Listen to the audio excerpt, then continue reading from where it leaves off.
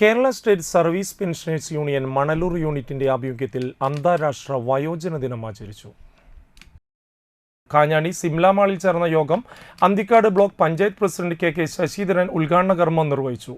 Manalur unit president K Johnson master അധ്യക്ഷനായി.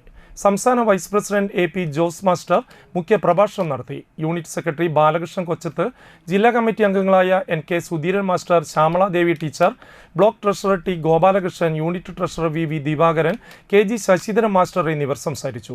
75 വയസ്സ് പിന്നിട്ട യൂണിയൻ അംഗങ്ങളെ ചടങ്ങിൽ ആദരിച്ചു. 75 കൂടി ഒരു 30% വരുന്ന വയോജനങ്ങൾ ആകുമെന്നാണ് ഇപ്പോൾ പ്രതീക്ഷിക്കുന്നത്.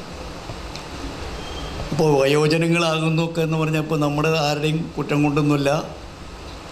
ഓരോ വർഷം ചെല്ലും തോറും ഓരോരുത്തർക്കും ഓരോ വയസ്സ് തികയാണ്.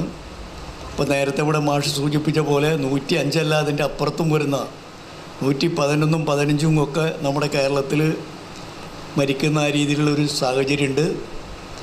അപ്പോൾ നമുക്ക് ഇന്ന് മുതലാളിത്ത രാജ്യങ്ങളിൽ അവരുടെ സാമ്പത്തിക ഭദ്രതയുടെ അടിസ്ഥാനത്തിലുള്ള ജീവിത സംവിധാനങ്ങൾ പോകുന്നതോടൊപ്പം തന്നെ അവരുടെ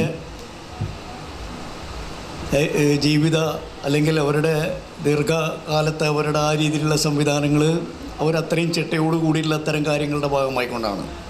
അതുപോലെ ഒട്ടും വ്യത്യസ്തമല്ലാത്ത രീതിയിലുള്ള നമ്മുടെ ആയുർദൈർഘ്യം വർദ്ധിപ്പിക്കാൻ ഇടയായിട്ടുള്ള ഒരു സംസ്ഥാനമാണ് നമ്മുടെ കേരളം.